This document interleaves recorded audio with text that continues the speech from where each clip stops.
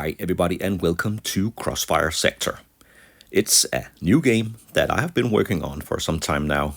It's also a free game, completely free available, and you can download the rules, get everything you need to get playing if you want to. At the time of this recording, I'm about to go on vacation, and you know how I like to bring small games on my vacation to have a tactical battle that won't take up a lot of space and you can easily get on the table and put it away again. And Crossfire Sector is exactly that. It's a game meant to be made, use the things you already have, do it from the beginning, make the battlefield yourself, the units, everything, and you can scale it up and down just as you like. In this case, it's somewhere around 15mm scale, and I have used some of these terrain pieces that I already had. You need 4 or 5 terrain pieces, you need only 2 dice, you need a battlefield, but you can easily make one on a piece of paper if you want to, and then you, of course, need some units. And again, you can use paper minis, you can use minis you already have, you can print some, or you can just use some tokens if you want to. In this case, I have a few one-page rules tokens here, and already now I'm about to field the green and the blue forces. You could use chess pieces or accessories from other games, whatever. The idea here is just use what you have or make it. I have made some 3D printed 15mm minis for my Crossfire Sector here, and that's what I'm going to use. So Crossfire Sector could look like this, but it could also look like something completely different. Crossfire Sector is a 2-player skirmish game, and the rules, yeah, they are on 1 page. Sounds like something we've heard before, but 1 page it is. Here you will find the basic rules for activations and combat, unit actions, there are mission types, victory conditions, and even some optional rules that you can use if you want to. Here we have the basic unit actions. Units can move, they can attack, they can first aid, and they can do nothing. Everything you need is on 1 piece of paper, double-sided. Actually, you only need the first page, because all the information is on the first page. Here on page 2 there is an illustration of the battlefield as it could look, and then we have the 5 faction cards, and they are optional. All the information about the factions are also on page 1. But you can print out the faction cards. There are 5 factions in total, and have them close to the battlefield, and they will provide you with all the information you need. It's not necessary, but that's what I have done here. So let's take a look at the first faction here, the Verdant Eye. Here you can see that a Verdant Eye unit has a movement of 4, and in this case it's 4 squares, and you can move in any direction you want. Then there is a shooting range of 5. Again, you count the square from the unit and to the target, including the target's square. Then we have an attack quality, in this case +1. And when a unit attacks, you roll 2 dice and you add the attack quality. So in this case it was an attack of 9, and you have to beat your target's defense to do damage. The Verdant Eye has a defense of 7. Let's take a look at the Azure Blades here. They are typical skirmish units. They are faster, they can move 5, they have a shorter shooting range, and they have an attack quality of +1. And they have a slightly higher defense than the Verdant Eye. You can also see there's a special rule connected to the attack quality of the Azure Blades. And you can find the special rules here. And in this case it says that they have an attack quality of +2 when they attack in melee. When a unit is hit for the first time by a shot or in melee, it will go down. So let's say this unit is hit, and you will put the mini on the battlefield or flip the token if you use tokens to symbolize that the unit is down. And to eliminate a unit, it has to be hit a second time while it is down. So you can shoot the unit again or take it out in melee, and then the unit will be eliminated. The movement range of a unit is the squares it can move without any actions. So 4 total movement for this unit. But if your unit wants to perform an attack, shooting or melee, or do first aid to a downed friendly unit, you can only move half movement rounded up. So in this case, for example, with a movement of 5, the Azure Blades can move 3 squares and perform an action. Let's say, for example, that this unit here, the blue one, is down. Then this unit can move 3 squares to a square adjacent to the down unit and perform first aid, and then the unit is back up. If the unit hasn't activated after first aid, it can do so immediately. Another action is melee, and that's brutal in Crossfire Sector. Move adjacent to another unit and both units will roll a d6 at the same time and add attack quality. In this case, there is no doubt that the blue unit will take down the green one. It also has an attack quality of +2 in melee, the green one only +1. If they roll the same, nothing will happen. As I said, there are 2 ways to eliminate a down unit. The first way is to shoot again. This unit, for example, will take aim and shoot. You will get no bonus, but you'll have to hit again.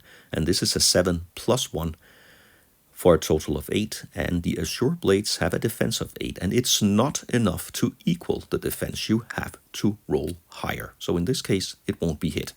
The other way is to perform a second melee attack. And when a unit is down, you don't have to roll for melee. You will automatically eliminate the unit when it's down.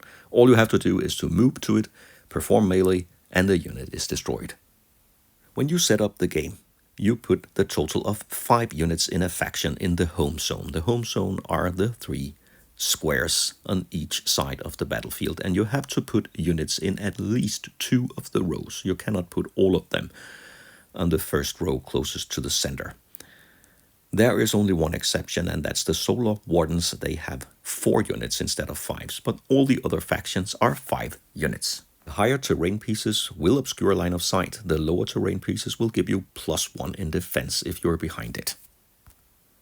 And with the 2 factions set up, let's take a small game. The first you do is to determine the mission type by rolling a d6. In this case, it's type 1. It's Crossfire Clash, 1 point per kill. And at the end of round 6, a game is always 6 rounds with the possibility of a 7th round if everything is tied. Then you roll for initiative, and you do that every round. In this case, the bird and I will win initiative, and that gives you a choice. The side that activates first will always only activate 1 unit, and after that, it will alternate between the sides, and they will be able to activate 2 units. The maximum number of activations per round is 4.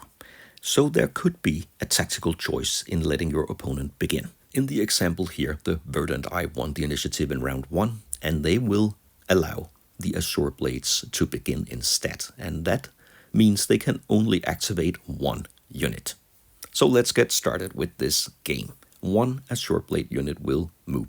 It has a range of 5. It will only move to here.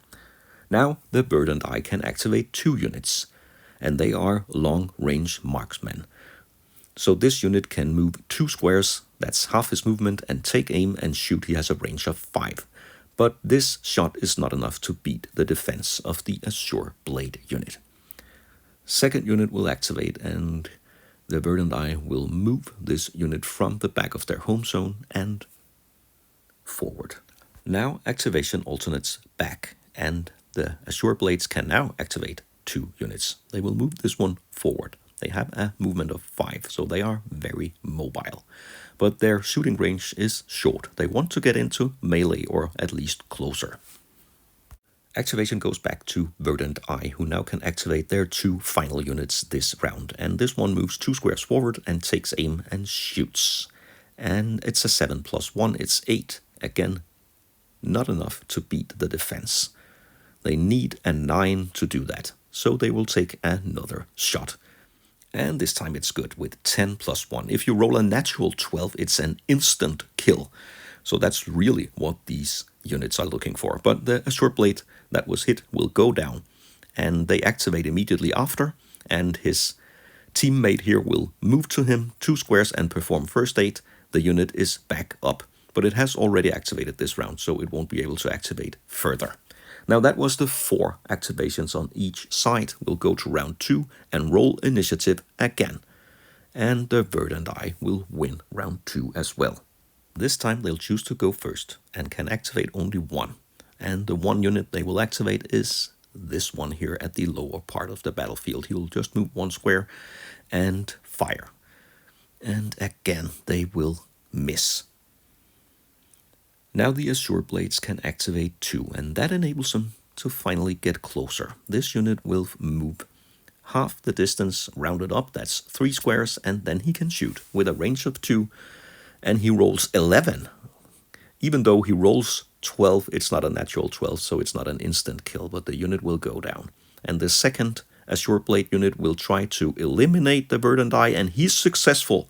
He rolls 9 plus 1, and that will easily beat the defense of 7. The first unit is eliminated, 1 point to the Azure Blades.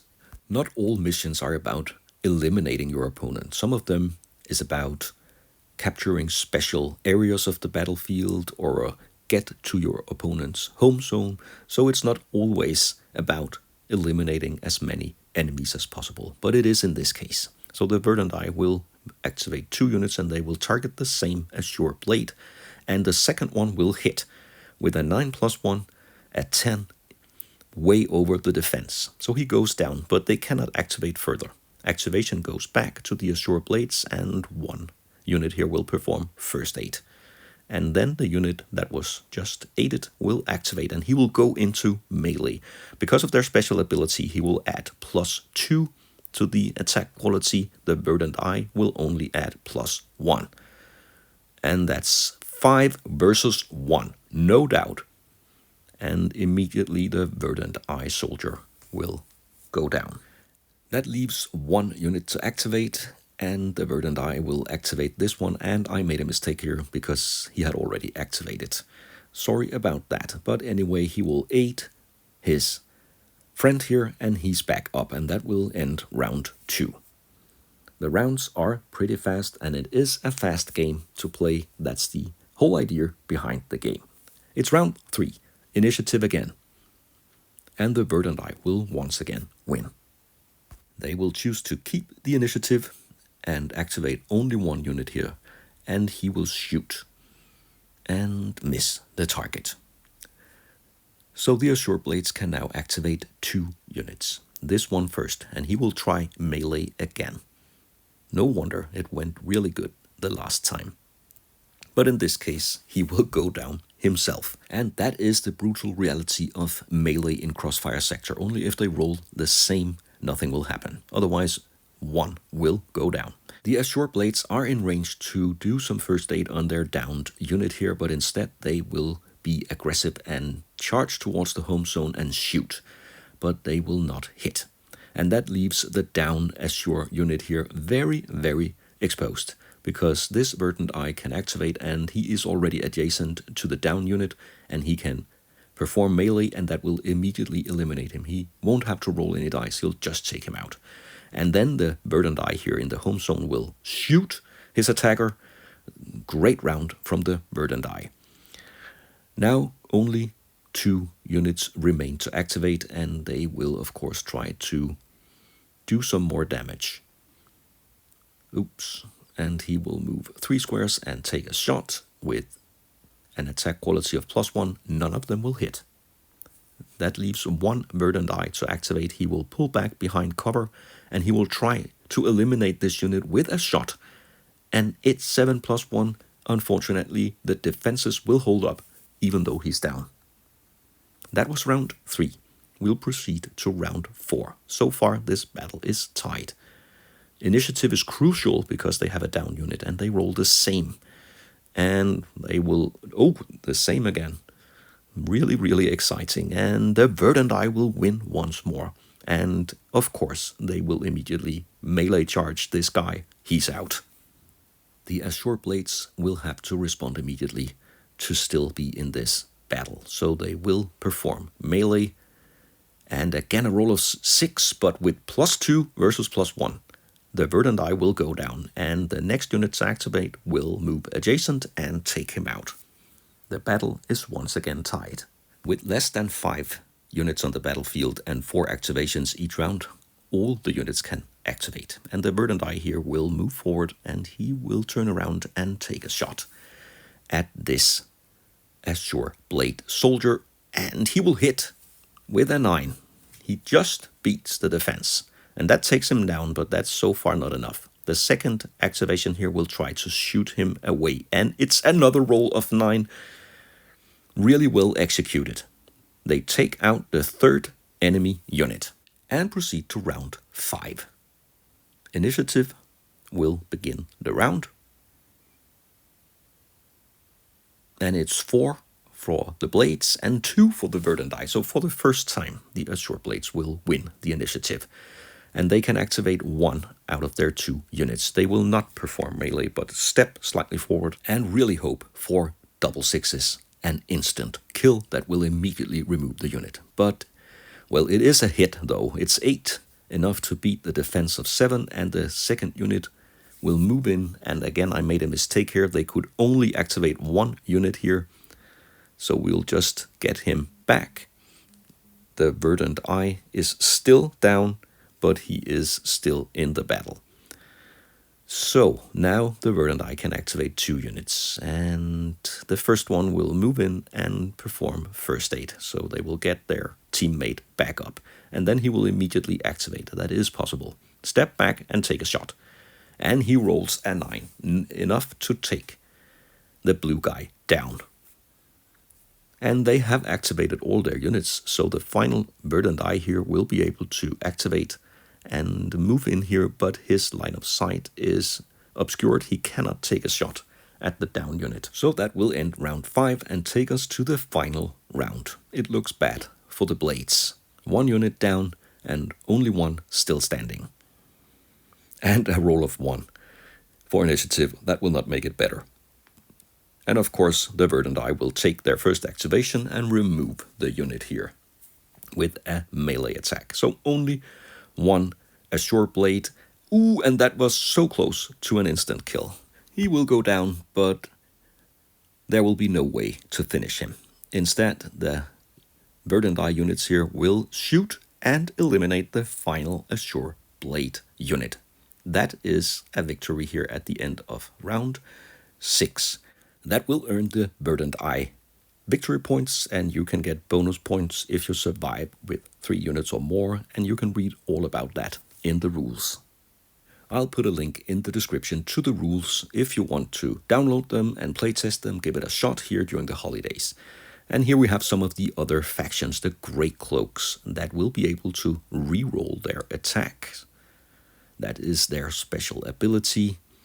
And we also have the Solar Wardens, the most powerful faction, but they can only field 4 units. They move by rolling a dice because they teleport, and they also fire deadly rounds, so they have several special rules.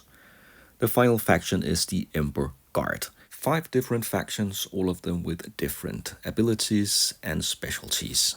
That should give enough variety to play with different factions and against different factions. And who knows, maybe there will be further factions in the future. There is already the first add-on to Crossfire Sector underway, and that add-on will add solo rules. It will add a complete campaign that you can play through, and then it will add a bonus zombie defense mode. And as I said, feel free to download Crossfire Sector and give it a try. So far I have printed all the different factions here. The small Solar Wardens, Grey Cloaks, Ember Guards, Verdant Eye and Azure Blades. They are ready for the battlefield. So what you see here is the complete game with all factions, and it will easily be stored in a very small box that you can put in your suitcase and bring with you on vacation. Thanks a lot for watching this video. I hope you enjoyed the content. If you did, please like and subscribe to the channel, and I hope you'll join me for future videos.